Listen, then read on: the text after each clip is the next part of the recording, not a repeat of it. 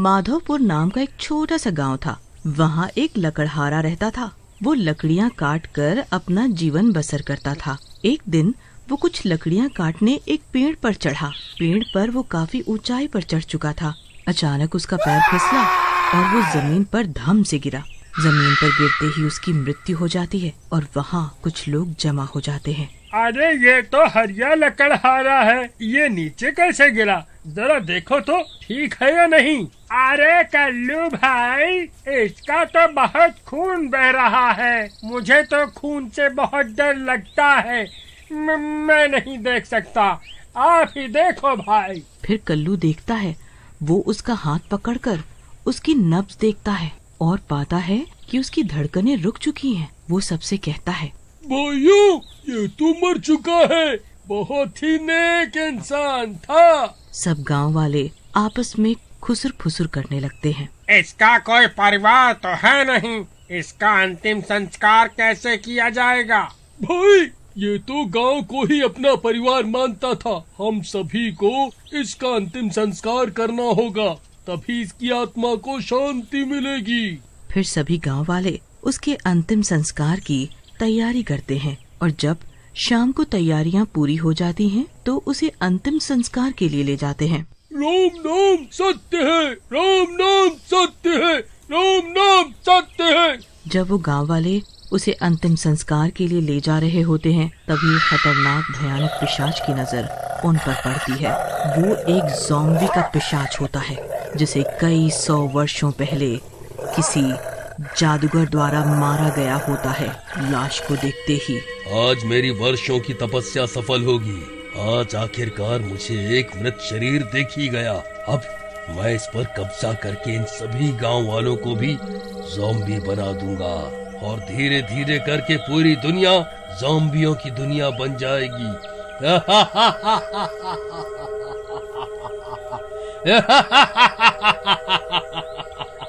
तभी वो ज़ॉम्बी हरिया के शरीर में घुस जाता है और उसके घुसते ही हरिया के शरीर में जान आ जाती है और वो खुद को छुड़ाने के लिए हिलने लग जाता है। छोड़ दो मुझे, छोड़ दो मुझे। अरे ये कैसी आवाज थी? कहीं मेरे कान बज तो नहीं रहे? भाई, क्या तुमने भी वही सुना जो मैंने? हाँ भाई, लाश में से आवाज आ रही है। चलो इसे एक बार नीचे रख के देखते हैं, क्या ये सच है या बस हमारा वहम। फिर जैसे ही वो लोग उसे नीचे रखते हैं, तेज हवाएं चलने लगती हैं और हर तरफ से डरावनी डरावनी आवाजें आने लगती हैं, मानो कई सारे जंगली जानवर आ गए हों। तभी अचानक हरिया की लाश आँख खोलती है। उसकी आंखें अंदर से एकदम सफेद हो गई होती है। वो खड़ा होता है। सभी गांव वाले डर के मारे कांपने लगते हैं। अरे भागो रे भागो, अपनी जान बचाकर भागो, हरिया तो भूत बन गया है। फिर सभी गांव वाले चित्र बितर होकर भागो। कोई अपने घर में घुस जाता है तो कोई भैंसों के तबेले में, जिसे जहाँ जगह मिलती है वो वहीं छुप जाता है। पूरे गांव में आतंक फैल जाता है। ज़ॉम्बी हरिया भी खड़ा हो जाता है, झुका हुआ होता है वहाँ एवं डरावनी आवाजें निकाल रहा होता है। ऐसे चल रहा होता है मानो कोई लाश चल रही हो। उसकी आंखें एकदम सफेद, दांत बाहर की ओर, मुंह से खून निकल रहा होता है एवं चेहरा डरावना हो जाता है। खून, खूब खून, खून, मुझे खून चाहिए, मुझे खून चाहिए। फिर ज़ॉम्बी हरिया एक गांव वाले को पकड़ लेता है और उसकी गर्दन के पीछे से काटकर उसका खून पी लेता है। थोड़ी देर में वो गांव वाला भी ज़ॉम्बी बन जाता है। गांव वालों को भी ज़ॉम्बी बनता देख बाकी गांव वाले घबरा जाते हैं। वो गांव वाला भी हरिया की तरह डरावना हो जाता है और उसे भी खून की प्यास लगने लगती है। वो भी खून खून करने लगता है। अरे ईश्वर, ये क्या बला पड़ गई सर पर? ये तो मात्रा में बढ़ रहे हैं। इस तरह तो पूरा गांव ही ज़ॉम्बी बन जाएगा। इस गांव का नाम माधवपुर से बदलकर ज़ॉम्बीपुर करना पड़ेगा। बचाओ, बचाओ, भगवान बचाओ। फिर वो दो ज़ॉम्बी कुछ और गांव वालों को पकड़कर गर्दन के पीछे से उसका खून भी पी लेते हैं और वो गांव वाले भी ज़ॉम्बी बन जाते हैं। पूरे गांव में भगदड़ मची होती है। कुछ गांव वाले ज़ॉम्बियों का मुकाबला करने के लिए पत्थर, डंडे, बंदूकें लेकर उनका सामना करने जाते हैं, लेकिन ज़ॉम्बियों के ऊपर इन सभी चीजों का असर नहीं पड़ता, बल्कि वो उन गांव वालों का खून पीकर उनको भी ज़ॉम्बी बनाए जा रहे थे। फिर इसी तरह रात होने को आती है। लगभग आधा गांव ज़ॉम्बी बन गया होता है। वो सभी जिंदा इंसानों के पीछे पड़े होते हैं। सभी के मुंह से एक ही आवाज आ रही होती है, खून, खून, खून,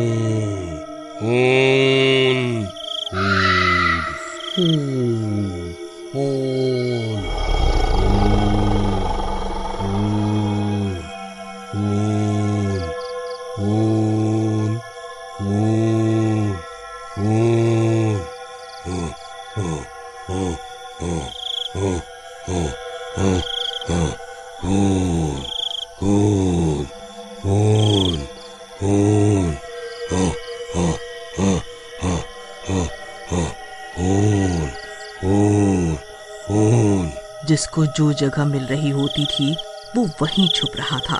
भाई मटरू, लगता है ये ज़ॉम्बी हमें भी ज़ॉम्बी बना के ही छोड़ेंगे। हे ईश्वर, हमें कौन से पापों की सजा मिल रही है? भाई, हमें हिम्मत नहीं हारनी चाहिए। हम सभी गांव वालों को एक जगह एकत्रित होना चाहिए और समाधान ढूंढना चाहिए इस समस्या का। तभी रात हो जाती है और पूर्णिमा का चांद निकल जाता है। चांद का प्रकाश पड़ते ही ज़ॉम्बियों के शरीर से खून निकलने लगता है और वो तड़पने लगते हैं। ये चांद आज कैसे निकला? इसकी रोशनी में तो हम खड़े ही नहीं हो सकते।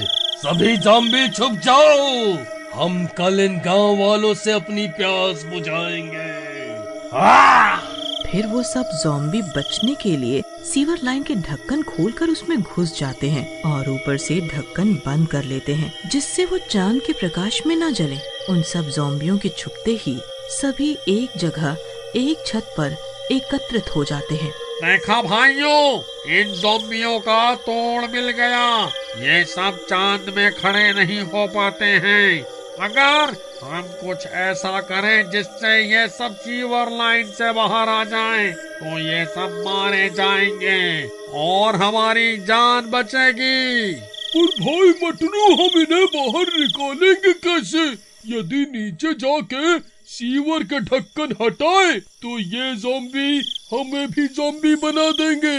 फिर मटरू को एक तरकीब सूझती है। वो कहता है, पास ही बिल्डिंग निर्माण का काम हो रहा है, क्यों न हम उससे क्रेन ले आए और सभी ढक्कनों को उसकी जंजीर से फंसाकर खोल दें और फिर खुले ढक्कनों पे पटाखे जला के फेंक दें, जिससे ज़ॉम्बी डर के बाहर निकलें और चांद के प्रकाश में मर जाएं। पर भाई मटरू, ये साहसिक काम करेगा कौन? भला कौन अपनी जान खतरे में डालेगा?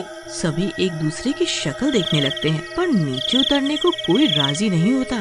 फिर लगता है मुझे ही जाना होगा। मैं अपने गांव वाले भाइयों के बलिदान के लिए यह खतरा जरूर मोल लूंगा। फिर मटरू जाके पास के क्रेन और बहुत सारे पटाखे ले आता है और क्रेन की जंजीरें सीवर के ढक्कन में बांध देता है और गांव वालों से बोलता है, जैसे ही मैं ढक्कन को ऊपर उठाऊं, तुम ये पटाखे की लड़ियां जलाकर सीवर में फेंक देना। ठीक है। फिर मटरू क्रेन में बैठकर जंजीर खींचने का बटन दबाता है और सभी गांव वाले पटाखे की लड़ियां जलाकर सभी गड्ढों में फेंक देते हैं। पटाखों की आवाज से ज़ॉम्बी डर जाते हैं और बचने के लिए बाहर निकल जाते हैं। और जैसे ही वो बाहर निकलते हैं, चांद के प्रकाश में आते ही वो कमजोर हो जाते हैं, गिर जाते हैं।